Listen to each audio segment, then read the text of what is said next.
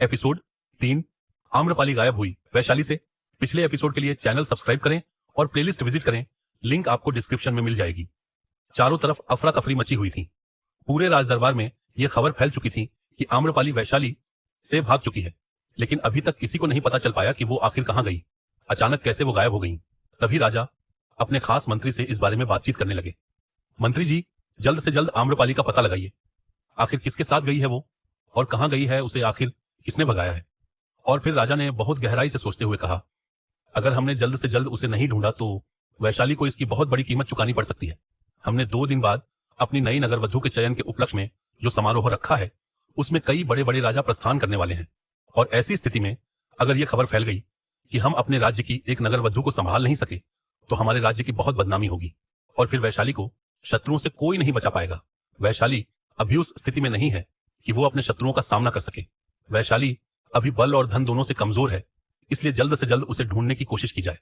यह सुनकर राजा के एक खास मंत्री ने कहा, महाराज आप चिंतित ना हो, हम जल्द से जल्द उसे ढूंढकर आपके सामने लाने की कोशिश करेंगे। ठीक है, राजा ने जवाब दिया। उधर आम्रपाली और हर्षदेव दोनों भागते भागते जंगल के रास्ते में पहुंच गए। आम्रपाली बहुत थक चुकी थी, भूख और प्यास से उसकी हालत खराब हो चुकी थी। उसने हर्षदेव से कहा, हर्षदेव मैं और नहीं चल सकती हूं, क्या हम यहां कुछ देर रुककर विश्राम कर सकते हैं। यह सुनकर हर्षदेव के कहा, वैसे तो अंधेरा होने वाला है, जिसकी वजह से इस जंगल में जंगली जानवरों का खतरा हो सकता है, पर अगर तुम कहती हो तो हम यहां कुछ देर रुककर विश्राम कर लेते हैं। मैं अभी तुम्हारे लिए थोड़े जलपान की व्यवस्था करता हूं। यह कहकर हर्षदेव वहां से जाने लगा। नहीं, तुम कहीं मत जाओ, बस मैं कुछ देर आराम करूंगी तो फिर हम दोनों आगे बढ़ जाएंगे। आम्रपाली ने कहा, नहीं नहीं, इस तरह भूखे प्यासे रहकर हम ज्यादा दूर तक नहीं जा पाएंगे, इसलिए तुम इस वृक्ष के नीचे बैठो, मैं अभी कुछ लेकर आता हूं। हर्षदेव ये कहकर वहां से जाने लगा। ज्यादा दूर तक मत जाना हर्षदेव, आम्रपाली ने थके हुए अंदाज में कहा। तुम चिंतित मत हो, मैं बस अभी आया। कुछ देर में हर्षदेव कुछ फल और थोड़ा सा जल अपने साथ ले आया और उसने एक आम आम्रपाली को देते हुए कहा, लो ये कुछ फल हैं, इन्हें खाकर थोड़ा पानी पी लो तो तुम्हें अच्छा लगेगा। नहीं, ये आम मुझे नहीं चाहिए। यह कहकर आम्रपाली ने मुंह फेर लिया। हर्षदेव ने उसे ऐसे देख उससे पूछा, क्या हुआ, तुम एक आम को देखकर ऐसे क्यों कर रही हो। कुछ नहीं, तुम नहीं समझोगे, आम्रपाली ने जवाब दिया। यह देखकर हर्षदेव ने उससे पूछा, यह फल तो कितना अच्छा होता है, रसीला और प्यारा, दिखने में भी सबको भाता है, तो भला इस फल को देखकर तुमने इस तरह अपना मुंह क्यों फेर लिया। यह सुनकर आम्रपाली की आंखें नम हो गईं और उसने रुआं से अंदाज में कहा, कुछ नहीं, इस फल से मेरे बचपन की कुछ प्यारी सी यादें जुड़ी हैं, बस इसलिए, और इसे देखकर मुझे मेरी मां अम्बे की याद आ गई। सबसे बड़े दुहक की बात तो यह है कि उनकी मृत्यु का कारण भी मैं ही हूं। उस फल को देखकर आम्रपाली जैसे अपने बचपन की यादों में खोने लगी, इसलिए उसने भावुक होकर कहा, क्या तुम्हें पता है मुझे यह फल कितना पसंद है, इसी के नाम से मेरा नाम भी पड़ा है, तो फिर लो इसे खा लो। हर्षदेव ने कहा, नहीं, यह फल मुझे बार बार मेरी मां अम्बे की याद दिलाता है, उनका कहना था कि इस फल के नाम पर ही मेरा नाम आम्रपाली रखा गया था। यह कहते हुए उसकी आंखों से अश्रुओं की धारा बहने लगी। तभी हर्षदेव ने उसके आंसू पहुंचते हुए कहा, कोई बात नहीं आम्रपाली, परंतु अभी हमारे पास भूख शांत करने के लिए कोई और रास्ता नहीं है, इसलिए अभी तो तुम्हें इसे खाना ही होगा। हर्षदेव को इतना कहकर आम्रपाली एकदम से कहीं खो सी गई। उसे हर्षदेव की बात सुनाई ही नहीं दे रही थी। हर्षदेव ने उसे थोड़ा सा हिलाते हुए पूछा, अरे क्या हुआ, कहां खो गई तुम। कुछ नहीं, बस मां अम्बे की याद आ रही थी, काश बचपन में मैंने उनकी वो बात मान ली होती तो आज ये सब नहीं होता। कौन सी बात, हर्षदेव ने पूछा। नृत्य ना सीखने की बात, आम्रपाली ने उत्तर दिया। ओह, क्यों, क्या बात थी, हर्षदेव ने उससे पूछा। आम्रपाली ने कहा, पता है तुम्हें, जब मैं 6-7 वर्ष की थी तो मेरे गुरु पिता कुछ कन्याओं को नृत्य विद्या सिखा रहे थे और मैंने भी घुंघरू अपने पैरों में बांधने की जिद की, परंतु अम्बे मां ने मुझे वो घुंघरू बांधने से इनकार कर दिया और कहा, नहीं, तुम ये घुंघरू कभी अपने पैरों में नहीं बांधोगी। यह सुनकर मैं जोर जोर से रोकर जिद करने लगी। तभी मेरे गुरु आचार्य ने आकर मुझे बहुत समझाने की कोशिश की, मेरी प्रिय वस्तुएं भी मुझे लाकर दी, लेकिन मैं नहीं मानी और फिर से जिद करने लगी। पूरा एक दिन इस तरह बीत गया, मैंने उस जिद की वजह से कुछ नहीं खाया। यह देखकर मां अम्बे बहुत दुखी हो गई और उन्होंने गुरु आचार्य को मुझे यह विद्या सिखाने को कहा। और फिर क्या हुआ, हर्षदेव ने पूछा। उसके बाद मेरी गुरु मां यानी मां अम्बे ने मुझे एक बात बताई कि किसी जमाने में वो भी एक नृत्य थी, उनके नृत्य के चर्चे पूरे नगर में थे, परंतु किसी कारणवश उन्होंने नृत्य करना छोड़ दिया और गुरु आचार्य जी से विवाह कर लिया। उन्होंने मुझसे वचन लिया कि गुरु आचार्य जी मुझे ये नृत्य विद्या सिखाएंगे तो सही, परंतु मैं कभी अपने घर से बाहर जाकर किसी मंच पर नृत्य ना करूं। उस समय मैंने खुशी खुशी में यह वचन उन्हें दे दिया था, परंतु मैं अपने इस वचन को निभा नहीं पाई और उन्हें मेरी वजह से अपने प्राण गंवाने पड़े। काश मैंने उसी वक्त उनकी बात मान ली होती तो शायद आज ये सब नहीं होता। ये कहते हुए आम्रपाली की आंखें पूरी तरह अश्रुओं से भीग चुकी थीं और फिर उसने कहा, सही ही कहा था उन्होंने, लेकिन आज ये सुंदरता मेरे और मेरे परिवार के लिए अभिशाप बन चुकी है। उसे ऐसे उदास देखकर हर्षदेव ने कहा, तुम चिंता मत करो, अभी तुम जल्दी से ये फल खा लो, फिर हमें आगे भी बढ़ना है क्योंकि अब अंधेरा काफी हो चुका है और ये जंगल भी काफी घना है। ठीक है। ये कहकर आम्रपाली ने थोड़े से फल खाए और पानी पीकर वो थोड़ा आगे निकल गए। थोड़ी दूर चलने के बाद उन्हें कुछ आवाजें सुनाई दी और मशालों की रोशनी दिखाई दी, जिन्हें देखकर हर्षदेव ने कहा, वो देखो, वहां कुछ रोशनी दिखाई पड़ती है, लगता है हमें आज रात वहीं बितानी होगी। ठीक है, चलो देखते हैं। यह कहकर आम्रपाली और हर्षदेव कबीले की तरफ बढ़ गए, पर हर्षदेव ने उसे कहा, तुम अपना चेहरा घूंघट से ढक दो, वरना अगर किसी ने तुम्हें यहां पहचान लिया तो फिर कोई मुसीबत ना आ जाए। ठीक है। यह कहकर आम्रपाली ने अपना सुंदर चेहरा घूंघट में छुपा लिया और जब वो दोनों वहां पहुंचे तो उन्होंने देखा कि कबीले के लोग आपस में कुछ तैयारियां कर रहे थे और जैसे ही उन कबीले वालों की नजर उन दोनों पर पड़ी तो वो अपने तीर भाले लेकर खड़े हो गए। तभी एकदम हर्षदेव ने आम्रपाली के आगे खड़े होकर उन्हें बताया कि हम दोनों जंगल का रास्ता भटक गए हैं और हमें आज रात अगर आपके यहां शरण मिल जाती तो अच्छा होता। कबीले के लोग बहुत अच्छे थे, इसलिए उन्होंने उन्हें वहां शरण देने के लिए हां कर दी और फिर उन्हें कबीले के सरदार के पास ले जाया गया। जैसे ही वो दोनों कबीले के सरदार के सामने पहुंचे तो सरदार ने कबीले वालों को आदेश दिया, हमारे यहां अपने मेहमानों का स्वागत बहुत अच्छे से किया जाता है, इसलिए आज रात इन दोनों के स्वागते एक जश्न मनाया जाएगा, उसकी तैयारी की जाए।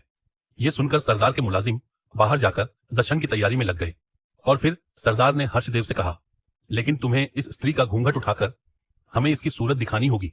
पहले तो हर्षदेव ने इनकार कर दिया, परंतु जब उसने देखा कि अगर हमने इनकी ये बात न मानी तो हम फिर से किसी मुसीबत में पड़ सकते हैं, इसलिए उसने उनकी ये बात मान ली और आम्रपाली को घूंघट उठाकर अपना चेहरा दिखाने को कहा।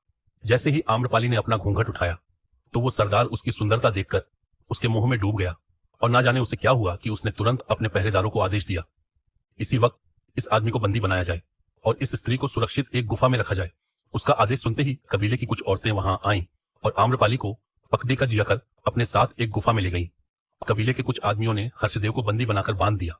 ये देखकर आम्रपाली और भी दुखी हो गई और अपने आप से कहने लगी, ये कैसी सुंदरता है जो मेरी वजह से मेरे अपनों के लिए जान की दुश्मन बन गई है। एक तरफ मेरी वजह से मेरी गुरु माँ को अपनी जान गंवानी पड़ी और मेरे बाबा भी ना जाने किस हाल में होंगे, और अब ये हर्षदेव को भी मेरी वजह से ये सब सहना पड़ रहा है। हे ईश्वर, ये कैसी लीला है आपकी। तभी कबीले की एक औरत ने उसके पास आकर कहा, ये वस्त्र पहन लो देवी, आज रात को हमारे कबीले में एक जश्न है। ये सुनकर एक बार तो आम्रपाली ने उन वस्त्रों को पहनने से इनकार कर दिया, लेकिन उस औरत ने जब उसे बताया कि अगर उसने ऐसा नहीं किया तो कबीले का सरदार हर्षदेव को मार डालेगा, तो वो उन वस्त्रों को पहनने के लिए तैयार हो गई। जब रात को जश्न के समय आम्रपाली को तैयार करके गुफा से बाहर लाया गया तो कबीले के सारे पुरुष उसकी सुंदरता को देखकर जैसे पागल हो गए और फिर बड़े जोर शोर से कबीले वासियों ने उस जश्न का आनंद लिया। उधर आम्रपाली यही सोच रही थी कि कैसे वो हर्षदेव को उनके चंगुल से छुड़ाकर यहां से भागे, लेकिन वहां का माहौल देखकर ऐसा संभव होता उसे दिखाई नहीं दे रहा था। तभी सरदार ने सबके सामने ऐलान किया, यह स्त्री मुझे बहुत पसंद है और मैं इससे विवाह करना चाहता हूं, इसलिए अगले 2 दिनों में इस स्त्री के साथ मेरे विवाह की तैयारी की जाए। यह सुनकर आम्रपाली फिर से एक बार अपने आप को कोसने लगी, हे ईश्वर, ये कैसी परीक्षा है मेरी। क्यों दिया आपने मुझे ये सुंदर शरीर जिसकी वजह से मेरे साथ साथ मेरे अपनों को भी ये सब मुसीबतें देखनी पड़ रही हैं। तभी हर्षदेव ने उसकी तरफ देखकर इशारा किया, तुम फिक्र मत करो, कोई ना कोई रास्ता जरूर निकल आएगा। वो दोनों बचपन के मित्र थे, इसलिए उन दोनों को अपनी बात एक दूसरे को समझाने के लिए शब्दों की आवश्यकता नहीं थी, इसलिए आम्रपाली उसकी बात तुरंत समझ गई।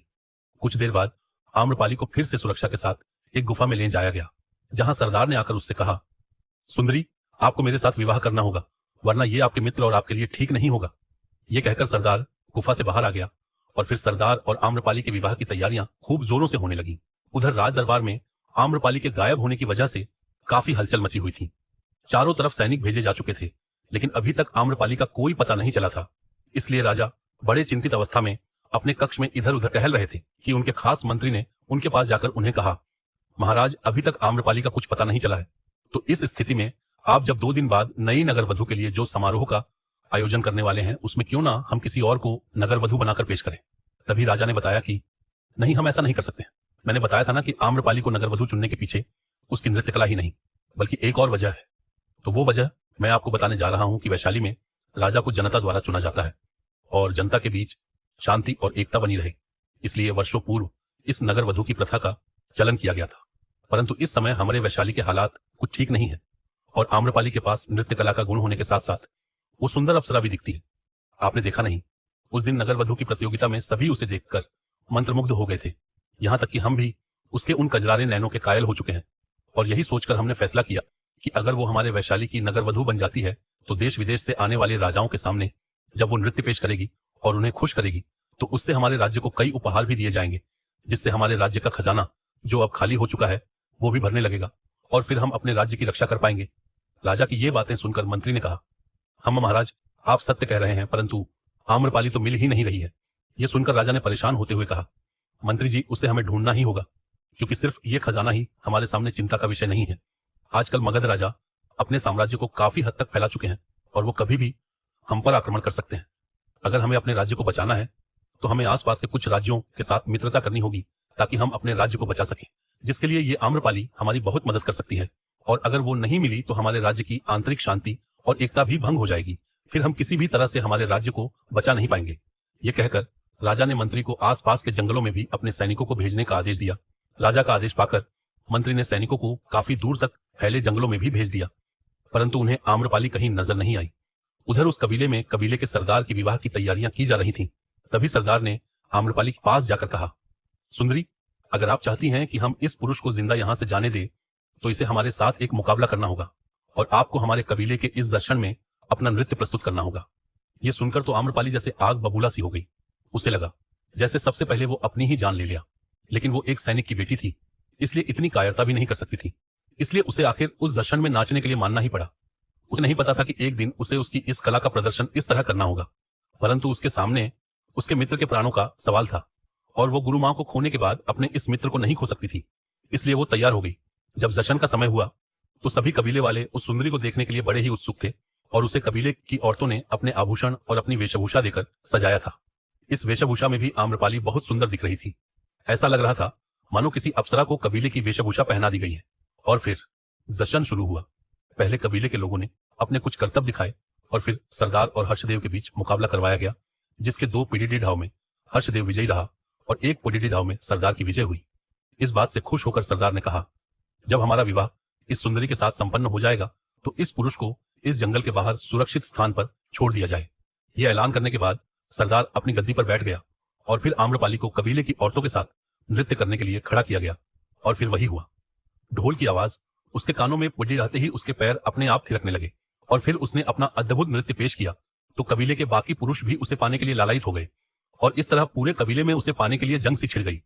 इसी बीच किसी तरह उस नकाबपोश को वहां का पता चल गया और फिर वो चुपके से आम्रपाली को देखने लगा। आम्रपाली की नजर भी उस पर पड़ ही गई और फिर वो सोच में पड़ गई कि आखिर ये नकाबपोश है कौन जो मेरा पीछा कर रहा है। तभी अफरा तफरी के बीच सरदार ने कबीले की औरतों को आम्रपाली को गुफा में वापस ले जाने का आदेश देना पड़ा। एक बार फिर आम्रपाली उस नकाबपोश को ठीक से नहीं देख पाई। उधर उस नकाबपोश ने अपने साथी मोटू से कहा, अब वैशाली में विद्रोह करवा दिया जाए कि आम्रपाली कहीं नहीं मिल रही है। इस तरह वैशाली की एकता और शांति भंग हो जाएगी, सभी राजा का विरोध करने लगेंगे। यह सुनकर उसके साथी ने यह खबर वैशाली के लोगों तक किसी तरह पहुंचा दी। बस फिर क्या था, वैशाली में विद्रोह की लहर दौड़ पड़ी। उधर किसी तरह सैनिकों को जैसे इस बात का अंदाजा हुआ तो वो अपनी सेना की एक टुकड़ी लेकर उस कबीले पर हमला करने पहुंच गए। जैसे ही वहां हमला हुआ, उस कबीले के लोग आपस में लड़ने के बजाय उस हमले से अपने कबीले के लोगों को बचाने की कोशिश करने लगे। जैसे ही हमले की वजह से शोर की आवाजें गुफा में बैठी आम्रपाली के कानों तक पहुंची तो उसने अपने पास बैठी उस कबीले की औरत से पूछा, यह कैसा शोर है? उस औरत ने जवाब दिया, किसी राज्य ने हमारे कबीले पर हमला कर दिया है। यह सुनकर आम्रपाली के दिमाग में एक विचार आया, क्यों ना इस बात का फायदा उठाकर मैं अपने मित्र को बचाकर यहां से भाग जाऊं। यह सोचकर जैसे ही आम्रपाली गुफा से बाहर आई तो उसने देखा बाहर काफी अफरा तफरी मची हुई है। हर कोई अपने प्राण बचाने में लगा हुआ है। इस बात का फायदा उठाकर वो किसी तरह बचती बचाती अपने मित्र हर्षदेव के पास पहुंच जाती है और उसे छुड़ा देती है। तभी कुछ सैनिकों की नजर उस पर पड़ती है और वो घूंघट में आम्रपाली का चेहरा होने की वजह से उसे पहचान नहीं पाते हैं, परंतु हर्षदेव की वेशभूषा देखकर उन्हें कुछ संदेह होता है, इसलिए वो उस पर हमला करते हैं। लेकिन हर्षदेव भी तलवारबाजी में काफी निपुण था। वो उन सैनिकों का सामना पूरी बहादुरी से करती है और किसी तरह वो कबीले वालों और सैनिकों का सामना करके छुपकर वहां से बाहर निकलने में कामयाब हो जाते हैं और जंगल में जाकर एक सुरक्षित स्थान में ढूंढ कर बैठ जाते हैं। परंतु इस हमले की वजह से हर्षदेव घायल हो जाता है। उसे गंभीर चोट आती है जिसकी वजह से वो चल भी नहीं पा रहा था। इसलिए आम्रपाली ने कहा, क्यों ना हम कुछ देर रुककर यहाँ विश्राम कर लें, किंतु अगर हम यहाँ रुके तो कहीं सैनिक हमें पकड़ ना ले। हर्षदेव ने कहा, ये सुनकर आम्रपाली ने कहा, नहीं ऐसा नहीं होगा, पर तुम्हें इस तरह तकलीफ में देखकर मुझे भी तकलीफ हो रही है। तुम यहां रुक जाओ। हर्षदेव, ठीक है। ये कहकर हर्षदेव एक पेड़ के नीचे सहारा लेकर बैठ गया। उसे इस तरह तकलीफ में देखकर आम्रपाली मन ही मन अपने आप से घृणा करते हुए कहने लगी, ये कैसी विडंबना है ईश्वर, जो प्राणी मेरे अपने हैं उन्हें मेरी वजह से कितनी तकलीफ सहनी पड़ रही है। या तो आप मुझे सही मार्ग दिखाएं या फिर। तभी हर्षदेव ने कहा, आम्रपाली, हमें अब यहां से किसी सुरक्षित स्थान पर जाना होगा ताकि हम सुरक्षित रह सकें। यह सुनकर आम्रपाली ने जवाब दिया, ऐसी कौन सी जगह है जहां हम सुरक्षित रह सकते हैं? मुझे तो कुछ समझ नहीं आ रहा है। कैसी मुसीबत है ये? 2 दिन में मेरी एक छोटी सी गलती की वजह से मेरे परिवार को क्या कुछ नहीं देखना, आगे भी ना जाने क्या क्या होगा। यह सौंदर्य ही मेरी मुसीबत बन गया है। परंतु मैं क्या करती, मैं भी एक सैनिक की बेटी हूं। इस तरह इतनी आसानी से अपने बाबा की उम्मीद को नहीं तोड़ सकती हूं। इतने सालों से जिस बात से बाबा ने मुझे सबकी नजरों से बचाकर रखा, आज वही बात मेरे लिए अभिशाप बनकर साबित हो रही है। उसे ऐसे परेशान होता देख हर्षदेव ने कहा, तुम चिंता मत करो आम्रपाली, मैं हमेशा तुम्हारे साथ रहूंगा। हम किसी न किसी सुरक्षित स्थान पर जरूर पहुंच जाएंगे। कौन सी जगह है जहां हम सुरक्षित रह सकते हैं? मुझे तो समझ में ही नहीं आ रहा है। आम्रपाली ने कहा, कहां जाएंगे अब ये दोनों? क्या कोई सुरक्षित स्थान मिल पाएगा आम्रपाली को, या फिर वैशाली के सैनिक उन्हें ढूंढते हुए यहां तक भी पहुंच जाएंगे? ये जानने के लिए सुनते रहिए हमारे साथ इस कहानी का अगला एपिसोड और सब्सक्राइब करें हमारा चैनल कहानी मिंट 2.0।